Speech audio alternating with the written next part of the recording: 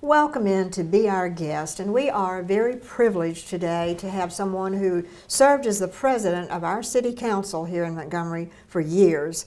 A very fine person who still is on the city council and loves our home like we do.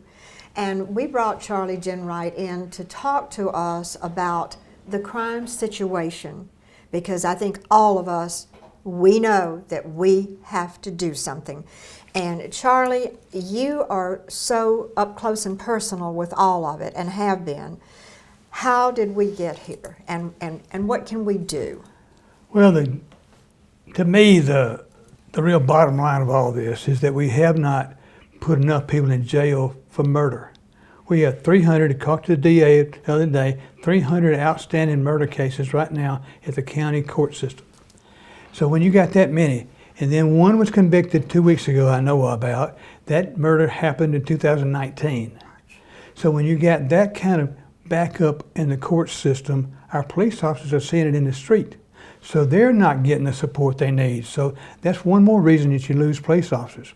But if you get the court system working again, and I think our county commissioner and the county people, the judges and all are working together now to make our court system work better.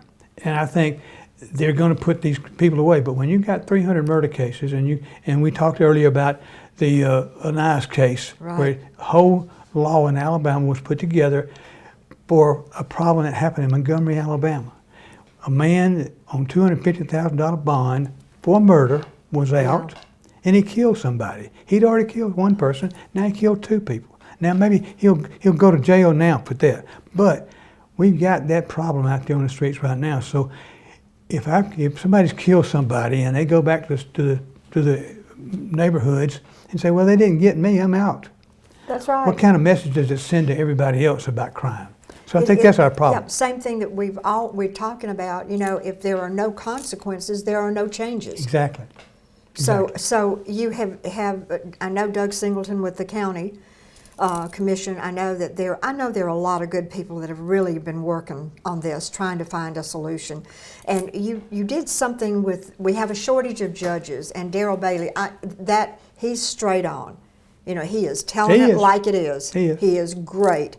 But y'all have actually taken some action.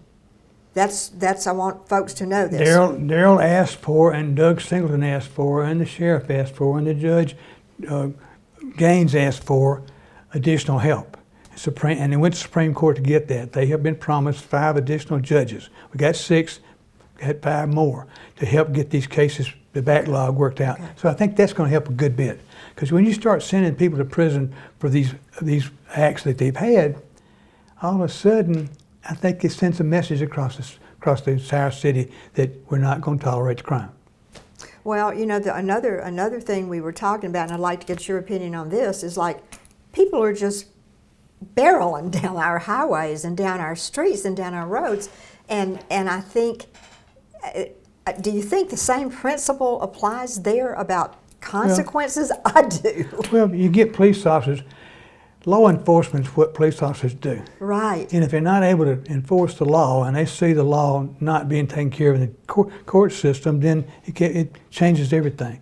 So you lose police officers because they're not being able to be backed up as police officers. Because if they've arrested somebody for breaking the law and then that person beats them back to the street, which has happened, that says, oh, the police officer said, well, I don't do my job, period. So you end up with a morale situation in your police department. So I think that's one of the things you got to have when somebody breaks a law. There's got to be consequences to it, and the judges have got to do that, and then the police officers feel better about their job too, and they'll come back to their job. So I hope what's happened the last couple of days with the new police interim chief, mayor working on some things that I think could be very positive for the police department. It'll give more there. Plus we've got the courts working on making sure people go to jail. Well, I think I'm delighted to hear you talk about not just the situation, but the fact that there are things that are being put into place to make a difference.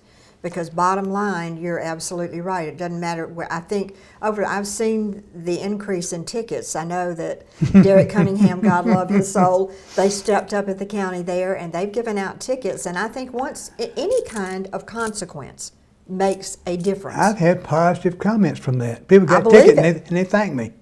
I said, somebody's getting tickets. I said, yeah, they're getting tickets. I said, some of them are warning tickets, but you actually know that somebody's watching.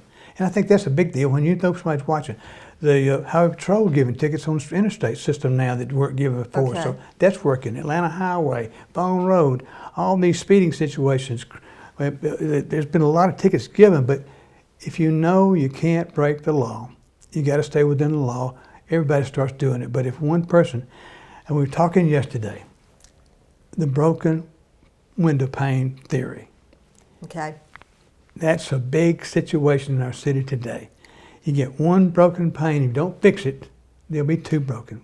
And you go on, and things just get out of hand because you didn't fix the broken window pane. It just escalates. That's it. It escalates. It does. Thank you for coming in. I think it's important that everybody knows that people care and that steps are being taken.